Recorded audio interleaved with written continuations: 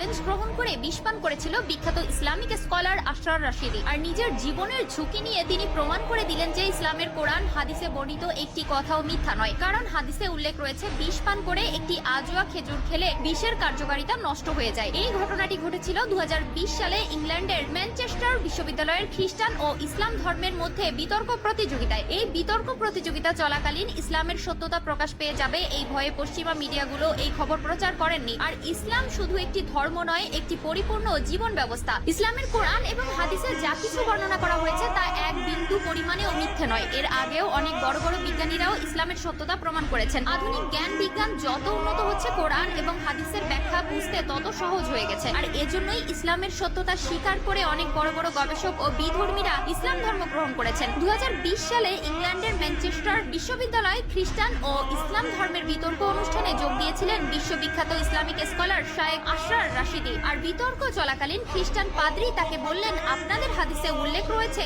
বিষ পান করে একটি আজোয়া খেজুর খেলে বিষের কার্যকারিতা নষ্ট হয়ে যায়, তো এই কথার কি যুক্তি প্রমাণ রয়েছে আপনাদের কাছে? তাদের সামনে দেওয়া হলো এক বোতল বিষ। মুসলিমদের কাছে এমন প্রশ্ন ছুড়ে দেওয়ার কারণে কোনোভাবে তা হজম করতে পারেননি আশরার রাশিদি। আর আশরার রাশিদি নিজের জীবনের ঝুঁকি নিয়ে সেই বিষাক্ত বিষ পান করেন এবং একটি আজোয়া খেজুর খেয়ে নেন। আলহামদুলিল্লাহ, তার শরীরের বাহিরে ও ভিতরে এক বিন্দু পরিমাণেরও ক্ষতি হয়নি। কথায় আছে, রাখে আল্লাহ মারেকে। সেদিন এখানে উপস্থিত সকলেই অবাক হয়ে গিয়েছিলেন। আর কিভাবে সকলের সামনে বিষ পান করেও বেঁচে আছেন আশরার রাশিদি। তাহলে প্রিয় নবীর বর্ণিত হাদিস সম্পূর্ণ সত্য এবং ইসলাম ধর্ম পৃথিবীর মধ্যে সত্য ধর্ম, কিন্তু দুর্ভাগ্যবশত পশ্চিমা মিডিয়াগুলো এটির অপপ্রচার করেন, লুকিয়ে ফেলেন আসল তথ্য। কারণ তারা যদি এই খবরটি প্রচার করতেন, ইসলামের সত্যতা গোটা বিশ্ববাসীর কাছে স্পষ্ট হয়ে যেত। কিন্তু এই ভিডিওটি পোস্ট করা হয়েছিল ইসলাম প্রতিদিন নামক একটি ফেসবুক পেজে। 9 মার্চ 2020 সালে আপলোড করা ভিডিওটি 16 মার্চ পর্যন্ত 65,000 বার শেয়ার এবং